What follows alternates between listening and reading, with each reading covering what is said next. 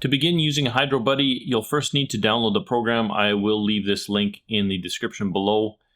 Don't worry, it's totally free. It won't cost you anything to get started. It is available as well for Windows, Linux, Mac OS, and there's even a mini version available for Android. I do recommend using the one for Windows. That one has worked really well for me. Now, once you've got it downloaded, installed, and set up, you will come to a welcome page that's got a bunch of different stuff on the bottom. You can ignore all of this. We're going to go over that together right now. Just click on the main page, and to begin, you're going to need to go to Substance Selection, and by default, there's a bunch of stuff listed in here, but this is kind of where you put the nutrients that you have available to you or that you can get. So probably the first thing that you're going to need to do is you're probably going to have to input some kind of a nutrient calculation or formula. Now, one of the ones I use all the time is Master Blend. So this is a sheet that will come with any fertilizer that you have, and all the nutrient quantities will be listed on these sheets. So all you need to do is take and input this into HydroBuddy. So to do that, click on Add New. You just chuck in whatever name that you want, and you can put a formula in there if you want. Now, the only cautions I will give you here is when you're entering the phosphate, P2O5 should be selected, and that's what's on the sheet as well for the nutrient. And same with the potash, K2O5. Then you just input the quantities exactly like you see them on your sheet or on your bag or whatever. Now, this would also be applicable only to dry nutrients. That's all I use because it's the most cost effective. So this is the one that I had previously entered, and the quantities are all listed in there. You can see that as well.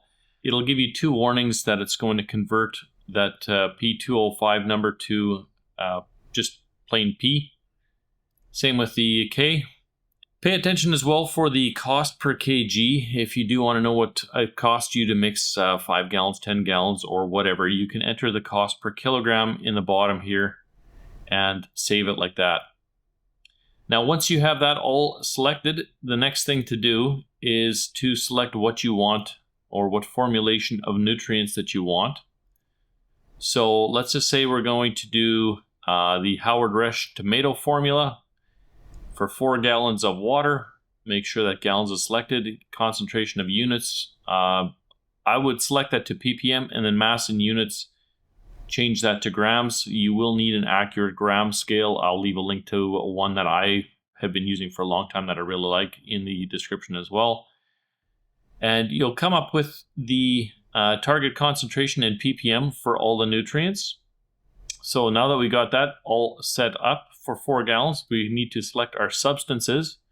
Now, some of the defaults I always use, if you've been watching this channel for any length of time, I always have a bag of Master Blend tomato formula kicking around, the Yara Leva calcium nitrate, and magnesium sulfate should be in here somewhere. My Rich Grow, those are usually my 3 go-tos.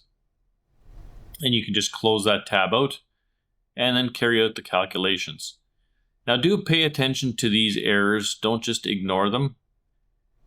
So we got Mn possibly too high, zinc possibly too high, boron are too high, copper as well, molybdenum, and then it carried out the calculation successfully. So if we take a look at our micronutrients here, 0.8 was the target. We got 2.156, and you can kind of see that's kind of the case for all of these. 2.156, that is pretty dang high, but tomatoes do tolerate boron.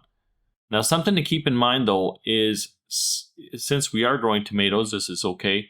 Some plants are very sensitive to boron, and this would actually really be detrimental to your growth. So do pay attention to those warnings. You can finally then click on the Results tab, and it'll tell you the quantities that you have of each nutrient that you need to kind of get your mix. Something to kind of pay attention to is if you have a scale that doesn't go as accurate as this, mine doesn't either. It just does 1 decimal place, so 16.3. Just round it manually, and if you do want to keep track for how the grow is going, as soon as you input these numbers here, 16.3, you'll see on the left side here, these numbers corresponding ppms, they do all change, and it will also change on your resulting ppm page as well. So you might get a warning if you don't have a nutrient in your substance selection like this. All you need to do at that point in time is just make sure that there's something in there, and it'll tell you which substance is. So right now there's no P available to be selected, so we just have to select something that does have P, and it's not just P in this case. If we add something that just has phosphate in it,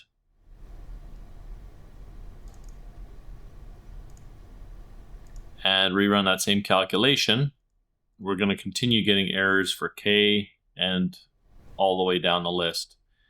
So do try to put all the substances in there. The easiest way to do this is if you have a bunch of different fertilizers available to you, is just to put them all in there. The program will come up with the best calculation most of the time. Now, if it doesn't, here's what you change. So let's first get this back to the master blend that we were talking about earlier here, the master blend tomato. Chuck that back in. There is a choose degree of freedom button here, and you can kind of read through this, but what I've found, based on which elements are available, changing this to different elements will help you out to try to get concentrations or the resulting ppms closer. Sulfur is a good default because it's very user-friendly. Too much sulfur or too little sulfur won't cause nutrient lockout or any issues like that. Whereas some of the other nutrients, if you have too much phosphorus or potassium, for example, you'll lock out different nutrients. So try to leave it as sulfur, but you can change it to P or K and rerun the calculations if you're not satisfied with the way the target numbers came out, or with the result numbers came out, to maybe get you a different concentration. One final note is after you do run this calculation, so let's do it again with this P just for the giggles here.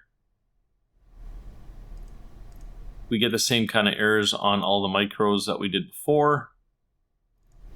Results are similar but slightly different. It did change it a little bit. EC is at 2.3, that's fine. One thing that you can also do is once you get these resulting numbers up, you don't have to be stuck with this. If you wanted a little bit more calcium, let's say your calcium on your main page here, it's 159 is the result, and 180 was the target. You can also manually up it and see what that's going to do to your numbers here. So let's say we change this instead to 13.5. That's still not quite there. Let's go 14, 14.5. There we go. We're close to 180 now. Running a higher IEC as well. But that upping the calcium nitrate boosted that up. The only side effect that we had of this one is we also boosted up our nitrogen quantities as well. So you can do that to tweak your own formulations. Don't think that the auto calculate is going to be perfect every single time. It's definitely not. Sometimes when I've got 5 or 10 different substances in there, I'm mucking around with these numbers pretty good to get them kind of in the range that I want. Try to get your macronutrients, the top 6 here, as close as possible if you're working with this. And do pay attention, like I said, to the small ones or the micronutrients. They should be relatively close to the targets. There's quite a bit of room for leeway with the exception of boron. Do pay attention to that. There are plants that are quite sensitive to boron. I'll find the website and I'll chuck that link down below as well for you guys to reference. Hopefully this video helped you guys out. I've been using HydroBuddy for a long time, pretty religiously, and absolutely love it. It's been giving me some seriously awesome grow results, both in the garden outside, the flowers, my grow room, just everywhere. Formulations I'm making with this are just winning. There will be another, I think I've got 4 more videos planned on HydroBuddy for other questions you might have. They will be in either side coming up here. And once those are all up, I'm going to do one master video that has everything soup to nuts with HydroBuddy. Until then, we'll see you again.